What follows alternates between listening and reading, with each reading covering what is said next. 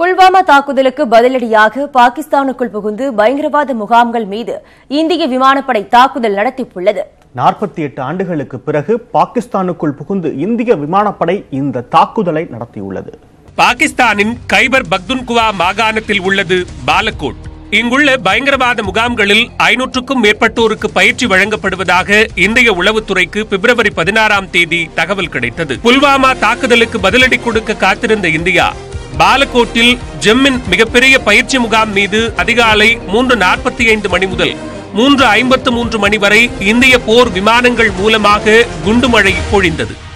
அதே நேரத்தில் ஆக்கிரமிப்பு காஷ்மீரில் உள்ள முசாஃபராபாத்தில் 3:48 மணி முதல் 3:55 மணி வரையும், சக்கோத்தியில் 3:58 மணி முதல் 4:04 மணி வரையிலும் விமானப்படை தாக்குதல் நடத்தியது.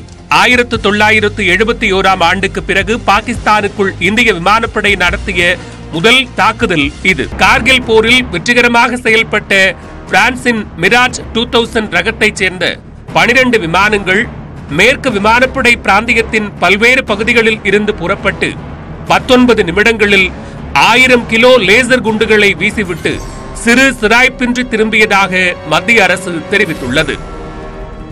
அதற்கு நேத்ரா மற்றும் ஹிரான் ஆகிய ஆளில்லா விமானங்கள் பாகிஸ்தான் ரேடார்கள் மற்றும் போர் விமான நடமாட்டத்தை கண்காணித்து தகவல் கொடுத்தது. பின்னர் தாக்குதல் தொடர்பான வீடியோக்களையும் புகைப்படங்களையும் மத்திய அரசு வெளியிட்டது. இந்த தாக்குதலில் 350 பயங்கரவாதிகள் உயிரிழந்ததாகவும் நூற்றுக்கணக்கான AK ரக துப்பாக்கிகளும் வெடிபொருட்களும் அழிக்கப்பட்டதாகவும் தெரிவிக்கப்பட்டது. தாக்குதலில் ஜெய்ஷே முகமது தலைவர் மசூத் அசாரின் மைத்துனரும் காந்தகார் விமான கடத்தலில் தொடர்புடையவருமான யூசுப் அசார் உள்ளிட்ட 25 கமாண்டர்கள் உயிரிழந்ததாகவும் நீச்சல் குளங்கள் ஓய்விடங்கள் அழிக்கப்பட்டதாகவும் மத்திய அரசு தெரிவித்துள்ளது. இந்நிலையில் குஜராத் மாநிலம் கட்ச் மாவட்டத்தில் பறந்து வந்த பாகிஸ்தான் நாட்டின் ஆளில்லா உளவு விமானம் ஸ்பைடர் ட்ரோன் மூலமாக சுட்டு வீழ்த்தப்பட்டது. சர்வதேச எல்லைக்கு அருகாமையில் நங்காடாத் கிராமத்தின் அருகே இன்று காலையில் இந்த ஆளில்லா விமானம் விழுந்தது. எல்லை தாண்டி வந்ததால் இந்திய ராணுவம் அதனை சுட்டு வீழ்த்தி இருக்கலாம் என்று தெரிகிறது. விழுந்து நொறுங்கிய ஆளில்லா விமானத்தின் பாகங்களை ராணுவ அதிகாரிகள் கைப்பற்றி விசாரணை நடத்தி வருகின்றனர்.